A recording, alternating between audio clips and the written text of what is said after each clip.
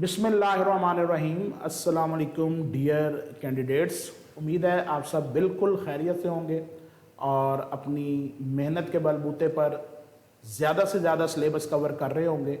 और इंशाल्लाह ताला मुझे बड़ी उम्मीद है कि अगर आपने अपनी मेहनत जारी रखी तो वो दिन दूर नहीं जब आप बिल्कुल सक्सेसफुल होकर एक कामयाब ज़िंदगी जो है वो इंशाल्लाह गुजार रहे होंगे।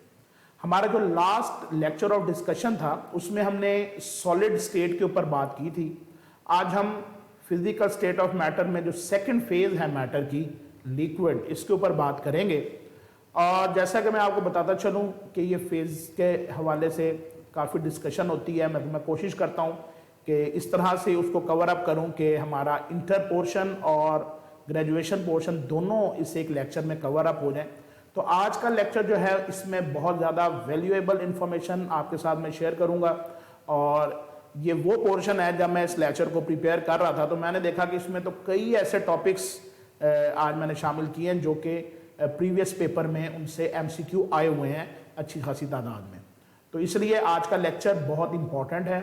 आपने कोशिश करनी है कि जो आज मैं आपसे यहाँ पर मटेरियल शेयर करूँगा इसको भी रिमेंबर करें और इससे जो रेलिवेंट मटेरियल बुक्स में है उसको भी ज़रूर एक नज़र देखें, तो ताकि अगर लिक्विड पोर्शन से कोई एमसीक्यू डेवलप होता है तो आप उसको जो है वो बिल्कुल आसानी के साथ जो है वो परफॉर्म कर सकें।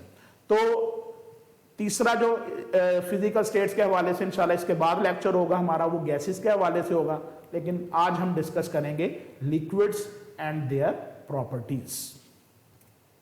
तो सबसे पहले लिक्विड के हवाले से हमें ये पता होना चाहिए कि इनकी डेफिनेट शेप नहीं होती और वॉल्यूम अलबत्ता इनका डेफिनेट होता है, और इसमें ये भी वही शेप अडॉप्ट कर लेते हैं जो कि शेप ऑफ द कंटेनर होती है। अगर हम इनके मॉलिक्यूल्स की बात करें तो लिक्विड के मॉलिक्यूल भी गैस के मॉलिक्यूल्स की तरह कांस्टेंट स्टेट ऑफ मोशन में होते हैं। ये एवापोरेट भी होते हैं, डिफ्यूजन भी करते हैं, और बाकी भी इनकी जो प्रॉपर्टीज़ हैं वो इनके मॉलिक्यूल्स की मूवमेंट की वजह से डेवलप होती हैं। इसी तरह अगर हम इनमें इंटरमॉलिक्यूलर फोर्सेस की बात करें तो ये इंटरमीडिएट होती हैं। सॉलिड के मुकाबले में इंटरमॉलिक्यूलर फोर्सेस वीक होती हैं, अलबत्ता गैसेस के मुकाबले में ये स्ट्रॉन्ग इंटरमॉलिक्यूलर फोर्सेस रखते हैं।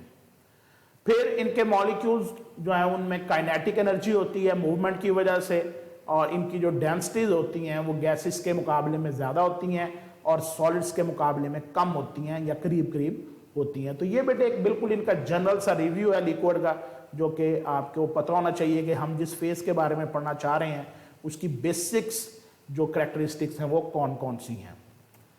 तो लिक्विड के जो लेक्चर को मैंने डिवाइड किया है वो in terms of different properties मैंने डिवाइड किया है, क्योंकि इन प्रॉपर्टीज के मेथड्स के, ये प्रॉपर्टीज को हम मेजर कैसे करते हैं, इन प्रॉपर्टीज के फार्मूलाए क्या हैं, इनमें इस्तेमाल होने वाली जो यूनिट्स हैं वो कौन कौन सी हैं। तो सबसे पहले जिस प्रॉपर्टी को यहाँ पर मैं डिस्कस करने जा रहा हूँ वो है वेपर प्रेशर। तो वेपर प्रेशर की अगर हम डेफिनेशन करें तो ये बहुत सिंपल है, हम इंटरमीडिएट में भी इसको पढ़ते हैं कि the pressure exerted by the vapours of a liquid at equilibrium state. और इक्विलिब्रियम स्टेट हम उसको कहते हैं जब एक लिक्विड का रेट ऑफ एवापोरेशन और रेट ऑफ कंडेंसेशन बराबर हो जाए तो वो स्टेट ऑफ इक्विलिब्रियम कहलाता है। और इक्विलिब्रियम पर जो वेपर प्रेशर एक्सर्ट करते हैं उसे हम वेपर प्रेशर का नाम देते हैं। तो इसको जो जो फैक्टर्स अफेक्ट करते हैं ये जरूर आपने याद रखने हैं, फैक्टर्स के नाम एटलीस्ट, कि vapour pressure depends upon the temperature and intermolecular forces. Temperature बढ़ने से वेपर प्रेशर भी बढ़ता है और इंटरमॉलिक्यूलर फोर्सेस के बढ़ने से वेपर प्रेशर कम हो जाता है। Vapour pressure does not depend upon the surface area. ये सरफेस एरिया से बिल्कुल भी अफेक्ट नहीं होता, क्योंकि अगर सरफेस एरिया बढ़ता है रेट ऑफ एवापोरेशन बढ़ेगा, लेकिन साथ साथ रेट ऑफ कंडेंसेशन भी बढ़ जाएगा, इसलिए ओवरऑल वेपर प्रेशर पर एरिया बढ़ने से कोई इफेक्ट नहीं होगा। अब the vapour pressure of a given liquid can be measured by static method and dynamic method, दोनों तरह के मेथड यूज होते हैं। फिर उसके बाद a liquid boils when the pressure of the vapor within the bubble equals the atmospheric pressure। ये boiling point की डेफिनेशन है, बड़ी आसान है कि वो टेम्परेचर जिस पर वेपर प्रेशर किसी भी लिक्विड का और एटमॉस्फेरिक बराबर हो जाए तो वो हमारे पास बॉइलिंग पॉइंट कहलाता है। जैसे कि वाटर का बॉइलिंग पॉइंट जो है वो 100 है, तो 100 पर वाटर का वेपर प्रेशर एटमॉस्फेरिक प्रेशर के बराबर हो जाता है। तो इस दौरान आप जो है वो देख सकते हैं कि काफ़ी मॉलिक्यूल जो हाई एनर्जी मॉलिक्यूल हैं वो बबल्स बनाते हुए सरफेस पर आते हैं और वो बॉइलिंग काज करते हैं। अब सवाल ये बात होता है कि बॉइलिंग पॉइंट के हवाले से हमने क्या क्या बातें जो हैं वो हमसे पूछी जा सकती हैं। इसमें सबसे पहले तो ये ध्यान में रखना है कि मॉलिक्यूल्स की काइनेटिक एनर्जी जब बॉइलिंग पॉइंट आ जाता है तो मैक्सिमम हो जाती है। यानी कोई एमसीक्यू बना सकता है कि जी what happens to the kinetic energy of a liquid, a molecule of a liquid when the boiling point is reached, तो आप कहेंगे इट बिकम्स मैक्सिमम, यानी अब वो चेंज नहीं होगी, बढ़ेगी नहीं, बिल्कुल इंक्रीज भी नहीं होगी, डिक्रीज भी नहीं होगी, क्योंकि वो मैक्सिमम बॉइलिंग पर हो चुकी है और आप जो अब उसको हीट प्रोवाइड करेंगे आफ्टर बॉइलिंग वो उसकी इंटरमॉलिक्यूलर फोर्सेस को ब्रेक करेगी। और सेकेंडली कि एक्सटर्नल प्रेशर का और बॉइलिंग पॉइंट का क्या कनेक्शन है, तो बड़ा सीधा सीधा सा कनेक्शन है कि जैसे जैसे एक्सटर्नल प्रेशर चेंज होता है वैसे वैसे बॉइलिंग पॉइंट भी चेंज होता है। अगर एक्सटर्नल प्रेशर बढ़ जाए तो बॉइलिंग पॉइंट भी बढ़ जाता है, अगर एक्सटर्नल प्रेशर कम हो जाए तो बॉइलिंग पॉइंट भी कम हो जाता है। इसकी मिसाल आपने यूं ध्यान में रखनी है कि वाटर जो है वो मैदानी इलाकों में है तो 100 डिग्री पर बॉयल करता है। मरी में चले जाएं जहां पर 700 टॉर प्रेशर है तो ये 98 डिग्री पर बॉयल करना स्टार्ट कर देता है। और इससे अगर ज्यादा आप हाइट पर चले जाएं, लाइक आप माउंट एवरेस्ट पे चले जाएं, तो सिर्फ 69 डिग्री पर बॉयल करना स्टार्ट कर देता है, जहां पर इसका एक्सटर्नल प्रेशर सिर्फ 323 रह जाता है। तो जैसे जैसे हम हिली एरियाज पर जाते हैं एक्सटर्नल प्रेशर लो हो जाता है और बॉइलिंग पॉइंट जो है वो भी आप देख लें कि लो हो जाता है। और उसके लिए फिर हम कहते हैं जी प्रेशर कुकर वहां पर खाना पकाने के लिए यूज करना पड़ता है या बाकी कुछ इकदाम करना पड़ते हैं ताकि वहां पर फूड जो है उसको पकाया जा सके। इसी तरह जहां पर एक्सटर्नल प्रेशर से ये चेंज होता है वहां पर हमने इससे कुछ सेपरेशन टेक्निक भी एक डेवलप की हुई है जिसे हम वैक्यूम डिस्टिलेशन कहते हैं। वैक्यूम डिस्टिलेशन या डिस्टिलेशन अंडर रिड्यूस प्रेशर। तो इसमें हम क्या करते हैं कि एक्सटर्नल प्रेशर को बहुत लो कर देते हैं और किसी भी लिक्विड को हम बॉयल करते हैं बहुत ही कम टेम्परेचर पर। ऐसे सेंसिटिव कंपाउंड्स जिनका हमें यह खतरा हो कि बॉइलिंग पॉइंट के करीब जाकर वो डिकम्पोज होना स्टार्ट हो जाएंगे, हम उनकी सेपरेशन जो करते हैं वो वैक्यूम डिस्टिलेशन की मदद से करते हैं। मसलन एक ही एग्जांपल आपने मेनली याद रखनी है कि ग्लिसरीन जो है अगर आम आप इसको टेम्परेचर पर बॉयल करें तो ये 290 डिग्री पर बॉयल होती है, लेकिन 290 डिग्री पर ये डिकम्पोज होना भी शुरू हो जाती है। फिर हम इसको सिर्फ 50 टॉर प्रेशर पर 210 डिग्री सेंटीग्रेड पर वहां पर बॉयल करते हैं। इस टेम्परेचर पर ये बॉयल तो हो जाती है लेकिन डिकम्पोज नहीं होती। तो अंडर रिड्यूस प्रेशर इसको बॉयल करने का अमल जो है वो वैक्यूम डिस्टिलेशन कहलाता है और ये सेंसिटिव लिक्विड की करवाई जाती है जैसा कि ग्लिसरीन। उसके बाद ये फॉर्मूला बेटे आपने जरूर याद रखना है कि if the volume of a gas passed and m is the loss in the weight of a liquid, the vapour pressure is given by the expression m over capital M V multiply by RT। तो ये vapour pressure को find out करने का formula है और ये मैं आपको बार बार बता रहा हूं कि यूनिट है, कोई एक्सप्रेशन है, ये जरूर आते हैं और काफी आते हैं। तो आपको हर एक जो प्रॉपर्टी यहां पर डिस्कस होगी उनका फॉर्मूला और उनके यूनिट तो लाजमी रिमेंबर होने चाहिए। आप इनमें से इंशाल्लाह 3-4 MCQ सॉल्व करने में कामयाब हो जाएंगे इंशाल्लाह ताला। उसके बाद जो नेक्स्ट प्रॉपर्टी है वो है सरफेस टेंशन। ये अमूमन चूंकि ग्रेजुएशन का टॉपिक है इसलिए बच्चे इंटर में इससे अवेयर नहीं होते। This property of a liquid arises from the intermolecular forces of attraction. इसको हम गैमा से शो करते हैं, डिनोट करते हैं और ये इसकी डेफिनेशन इस वक्त आप स्क्रीन पर देख रहे हैं। The force in dice acting along the surface of a liquid at right angle to any line 1 centimeter in length।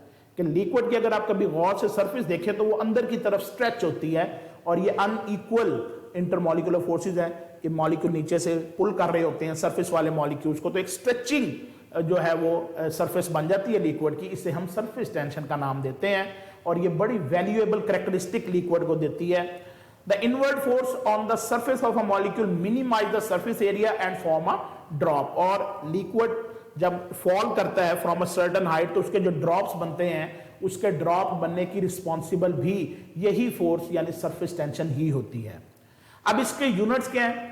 आपने ये यूनिट बिल्कुल कोशिश कर लें कि इसको नोट डाउन कर लें, क्योंकि बार बार लेक्चर की मदद की बजाय अगर आप इन अहम बातों को नोट कर लेंगे तो बार बार लेक्चर प्ले नहीं करना पड़ेगा आपको। तो इसमें बेटे CGS सिस्टम जो है उसमें जो सरफेस टेंशन का यूनिट है वो है डाइंस पर सेंटीमीटर।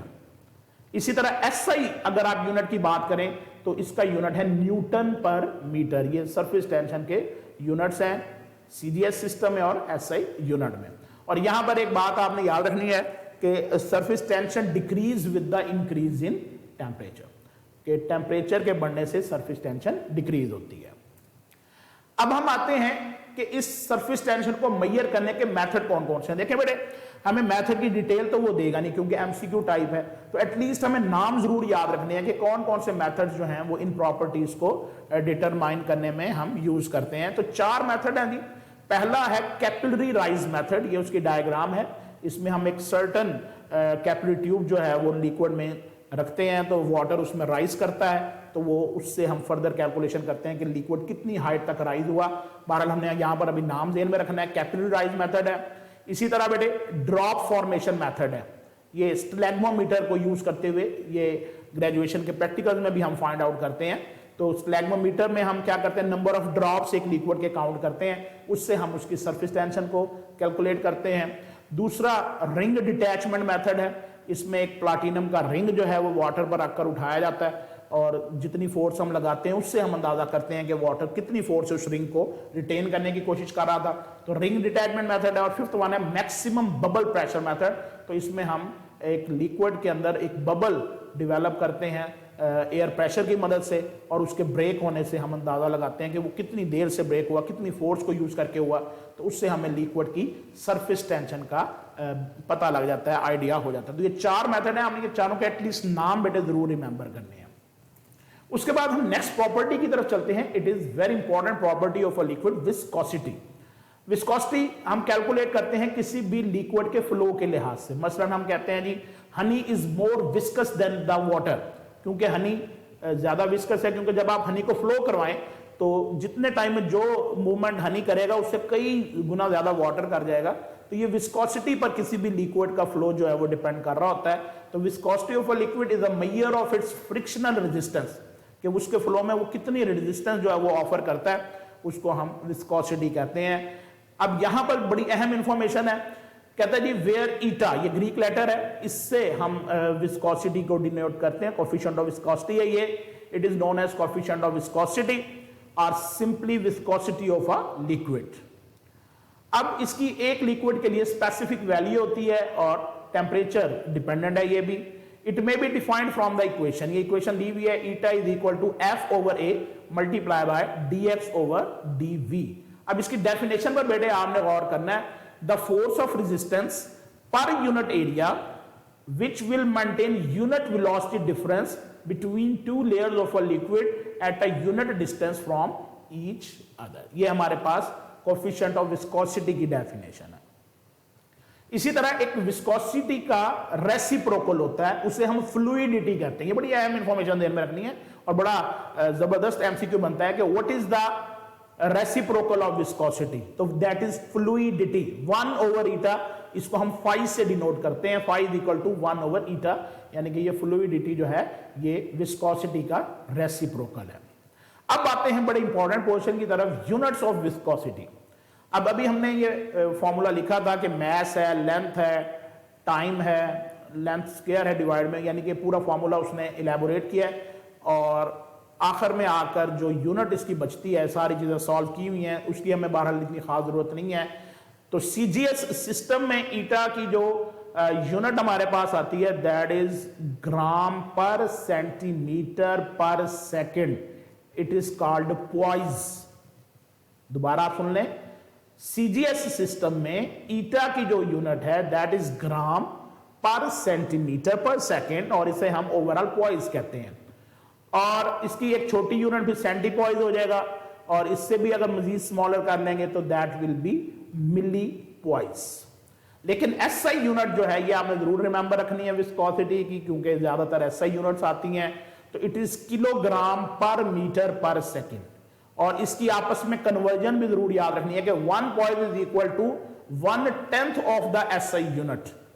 तो 1 poise will be equal to 1 gram per centimetre per second, और अगर हम इसको कन्वर्ट करेंगे एसआई तो उसका 1/10 पार्ट हो जाएगा, यानी 0.1 किलोग्राम पर मीटर पर सेकेंड। तो जैसा कि मैं आपको बता रहा हूं कि ये इतना सा पोर्शन है, इसमें से आपको एक आधा एमसीक्यू जरूर आ जाना है, या वो यूनिट आपसे डिमांड कर लेगा या वो आपको 1 पॉइज और जो SI यूनिट है किलोग्राम पर मीटर सेकंड के रिलेशनशिप का पूछ लेगा, वो आपसे फ्लूइडिटी का पूछ लेगा। तो ये 3-4 बड़ी वैल्यूएबल बातें हैं, आपने इसको अच्छी तरह नोट करके रिमेंबर रखना है, क्योंकि वहां पर इतने क्लोजली रिलेटेड वो ऑप्शन देता है कि अगर आपको एक्यूरेट आंसर का नहीं पता तो आप उसको टिक नहीं लगा सकते। उसके बाद viscosity of a liquid can be determined with the help of Poiseuille's equation. तो ये इक्वेशन जो है ये यहां पर मेंशन की हुई है, eta is equal to pi P R raise to power 4 T over 8 LV। तो apparatus commonly used for the determination of relative viscosity of a liquid is known as Ostwald viscometer। तो ये equation याद रखेंगे और इसको major करने का method है विस्कोमीटर मेथड, वो याद रखेंगे। अब आते हैं जी what is the effect of temperature on viscosity. तो इससे रेलिवेंट जो इक्वेशन है, eta is equal to A e raise to power minus E over R T. तो विस्कोसिटी जो है वो कहता है कि टेम्परेचर से इन्वर्सली रिलेटेड है। अगर टेम्परेचर बढ़ता है तो किसी भी लिक्विड की विस्कोसिटी जो है वो कम हो जाती है। तो ये हमारे पास विस्कोसिटी का फॉर्मूला आ गया बाय प्यूजले इक्वेशन, और ये हमारे पास टेम्परेचर से रिलेशनशिप आ गया, और ये हमारे पास मेथड का नेम आ गया जिससे हम विस्कोसिटी मेजर करते हैं। अब अगली प्रॉपर्टी है जी रिफ्रैक्टिव इंडेक्स। तो इसकी बड़ी सिंपल सी डेफिनेशन है, it is a ratio between the velocity of light in the substance divided by the velocity of light in the air. इसी हवाले से अगर हम रेडिएशन की सेंस में इसको मेजर करते हैं तो कहता है when a ray of light passes from air into a liquid इस डायरेक्शन इज चेंज, यानी कि एंगल जो है वो रिफ्रैक्ट हो जाता है, चेंज हो जाता है। The change of direction is called refraction, और इस फिनोमिना को हम रिफ्रैक्शन कहते हैं। So the refractive index of a liquid with respect to air is given by Snell's law. According to it n is equal to sine I over sine R. यहां पर बेटे आई जो है वो एंगल ऑफ इंसिडेंस है, ये diagram में ये परपेंडिकुलर या नॉर्मल, इससे जो आने वाली रेडिएशन एंगल बना रही है दैट इज आई, और जो जाने वाली रेडिएशन एंगल बना रही है दैट इज आर, और इन दोनों की रेशियो अगर साइन के साथ आप लेंगे तो वो कहलाएगा रिफ्रैक्टिव इंडेक्स। तो चूंकि बेटे ये दो एंगल्स के दरमियान रेशियो है, इसलिए रिफ्रैक्टिव इंडेक्स का कोई यूनिट नहीं है, और कहता है जी the refractive index of a liquid can easily be determined to a high degree of accuracy.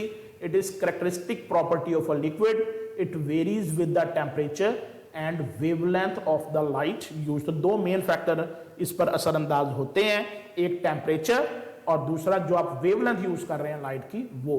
तो ये हमारे पास बेटे लिक्विड की एक अहम प्रॉपर्टी रिफ्रैक्टिव इंडेक्स।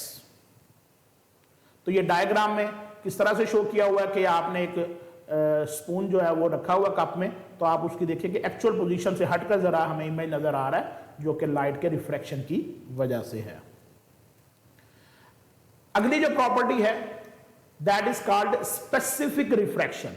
ये आपको मैं बता दूं कि ये प्रॉपर्टीज बहुत ज्यादा एमसीक्यूज में आती हैं, इनका फॉर्मूला, इनकी यूनिट्स। तो ये लॉरेंस 1880 में इसने जो है वो प्रेजेंट की थी। From theoretical consideration derived from the following relation for the refractive power of a substance. तो specific refraction RS is equal to n square minus 1 over n square plus 2 multiply by 1 over d। तो RS जो है वो specific refraction है, D जो है वो density है, जबकि n वही रिफ्रैक्टिव इंडेक्स है जिसके बारे में अभी हम बात कर रहे थे, sine I over sine R। The value of RS was the constant at all temperature, यानी कि स्पेसिफिक रिफ्रैक्शन जो है वो टेम्परेचर डिपेंडेंट नहीं है, ये हर टेम्परेचर पर सेम रहती है। अब उसी के बाद इसी स्पेसिफिक रिफ्रैक्शन को मॉडिफाई किया जाए तो वो कहलाता है मोलर रिफ्रैक्शन। तो it is defined as the product of specific refraction and molecular mass, यानी कि हम इसमें मॉलिक्यूलर मास किसी भी लिक्विड का इंट्रोड्यूस कर देते हैं।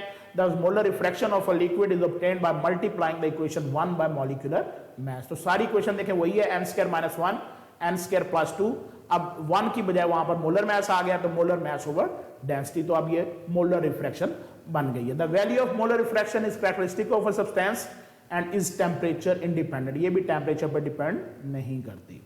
अब उसके बाद ही the refractive index of a liquid can be determined with the help of an instrument called Abbe's refractometer. तो एबीज रिफ्रैक्टोमीटर से हम फाइंड आउट करते हैं कि रिफ्रैक्टिव इंडेक्स किसी भी लिक्विड का क्या है। एक और भी रिफ्रैक्टोमीटर यूज होता है, पल्फ्रिच रिफ्रैक्टोमीटर। तो ये दोनों नाम आपने सिर्फ याद रखने हैं, एबीज रिफ्रैक्टोमीटर बहुत एक्यूरेट है और दूसरा है पल्फ्रिच refractometer.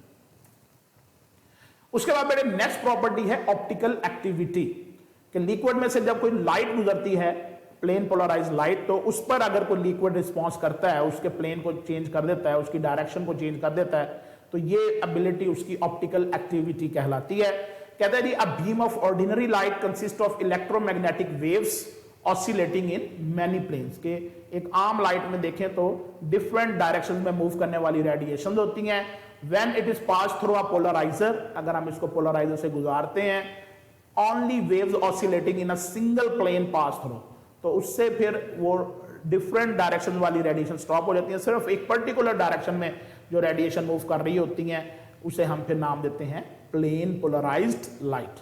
The emerging beam of a light having oscillation in a single plane is said to be plane polarized, यानी ये यूनिडायरेक्शनल रेडिएशंस पर मुश्तमिल होती है। इसी तरह बेटे when plane polarised light is pass through certain organic compound, the plane of polarised light is rotated, यानी कि जब किसी भी लिक्विड से ये लाइट गुजरेगी, अगर उसकी डायरेक्शन चेंज हो जाती है तो हम इसको कहेंगे कंपाउंड जो वो एक्टिव है। A compound that can rotate the plane of polarised light is called optically active compound. This property of a compound is called optical activity. ये छोटी छोटी सी डेफिनेशन है, बड़ी इंपॉर्टेंट हो सकती हैं। अब इसी तरह फिर हमने इन कंपाउंड्स को फर्दर डिवाइड किया है। A compound which rotates the plane polarised light to the left, यानी एंटी क्लॉकवाइज अगर रोटेट करे तो उसे हम लीवो रोटेटरी कहेंगे, और अगर if a compound that rotates the plane of polarised light to the right यानी clockwise and is said to be dextro rotatory. तो ये दोनों टाइप्स जो हैं वो एक्सट्रीम पोजीशन पर आ जाती हैं, एक टुवर्ड्स लेफ्ट है लीवो और एक टुवर्ड्स राइट है तो डेक्स्ट्रो। तो by convention rotation to the left is given by minus sign. ये बातें बड़ी याद रखने वाली हैं कि अभी तो आसान भी शायद फील हो रही हो, लेकिन ये वहां पर कंफ्यूज कर रही होती हैं। आपको वो कह देता है जी लीवो रोटेटरी कंपाउंड है, वो कैसे पता लगेगा, तो नेगेटिव साइन से पता लगेगा आपको। और राइट साइड पर अगर कोई रोटेट कर रहा होगा तो उसको हम प्लस साइन देते हैं। तो मसलन अगर लिखा होगा नेगेटिव लैक्टिक एसिड तो वो लीवो रोटेटरी होगा, और अगर लिखा होगा प्लस लैक्टिक एसिड तो वो डेक्स्ट्रो रोटेटरी होगा। तो ये प्रॉपर्टी जो है वो लिक्विड की कहलाती है ऑप्टिकल एक्टिविटी। उसके बाद नेक्स्ट जो प्रॉपर्टी है बेटे that is called specific rotation. The rotation of plane polarized light is an intrinsic property of optically active molecules. When a polarized beam of light passes through the solution of an optically active compound, its plane is rotated through an angle alpha, जिसे हम angle of rotation कहते हैं. The rotation depends upon the number of optically active molecules encountered. Therefore, alpha is proportional to both the concentration and the length of the sample solution. तो अब इस लिहाज से formula क्या बनेगा स्पेसिफिक रोटेशन का? अल्फा, इसके हमने ये स्क्वायर ब्रैकेट्स लगाई हैं, is equal to alpha over length multiply by C. यहां पर अल्फा जो है वो आप कह सकते हैं एंगल ऑफ रोटेशन है, एल कि कितने फासला जो है वो लाइट गुजर रही है सैंपल में से, और सी जो है वो उस सैंपल की कंसंट्रेशन है जो हमने क्यूवेट एक ट्यूब होती है उसमें हमने वो लिया होता है, या पोलैरिमीटर ट्यूब भी कहते हैं। Thus, from equation 1, the specific rotation can be defined as the observed angle of rotation at a concentration of 1 gram per ml and path length of 1 dm. Conventionally, a specific rotation is reported as alpha square bracket length over density, जहां पर T जो है वो stands for temperature है, और D जो है वो for D line of sodium used for determination, यानी ये फैक्टर्स हम कांस्टेंट रखते हैं, टेम्परेचर और D line of sodium her sample के लिए कांस्टेंट होंगे। बाकी पैरामीटर्स हम चेंज कर सकते हैं, जिसमें कंसंट्रेशन है, लेंथ ऑफ द ट्यूब है, पोलैरिमीटर ट्यूब है। अब कहते हैं जी optical activity is measured with the help of an instrument known as polarimeter. तो ऑप्टिकल एक्टिविटी मेजर करने का जो इंस्ट्रूमेंट है वो पोलैरिमीटर है। तो ये देखें कि छोटी छोटी सी टर्म्स हैं, इनके फार्मूलाए हैं, अल्फा है, इसके बाद इससे प्रीवियस हमने एक दो terms optical activity, dextro rotatory, laevo rotatory, तो ये काफ़ी छोटी छोटी इन्फॉर्मेशन है जो बच्चे अमूमन शायद उनकी नज़र से नहीं गुजरती। तो मैंने कोशिश की कि इस हवाले से मैक्सिमम लिक्विड पोर्शन जो है वो आपसे जो है वो गो थ्रू करवाया जाए। एट दी एंड जैसा कि हमेशा मैं कोशिश करता हूँ कि आपको एक दफ़ा फिर आपका मोराल जो है वो बूस्ट करूँ। तो आज की बेटे जो हमारी कोटेशन है doubt kills more dreams than failure ever will. Doubt, शक, जिसमें आजकल हमारे बच्चे ज्यादातर मौजूद हैं कि भी पता नहीं हमसे होगा या नहीं होगा। तो ये डाउट आपने जिस दिन खत्म कर लिया तो उस दिन समझे बेटे कि आप हर मैदान में कामयाब हो जाएंगे। जिस दिन आप न डर होकर बेखतर होकर ग्राउंड में उतरेंगे इंशाल्लाह, तो फिर कामयाबी ज़रूर आपका मुकद्दर होगी। तो अपने डाउट्स को मिनिमम लेवल पर ले जाएं ताकि आपके ड्रीम्स जो हैं वो ड्रीम्स आपके कामयाबी की तरफ हों और आपको कोई भी फेलियर का सामना ना करना पड़े। तो इस एक दुआ के साथ आप इंशाल्लाह इस एग्ज़ाम में ज़रूर कामयाब होंगे।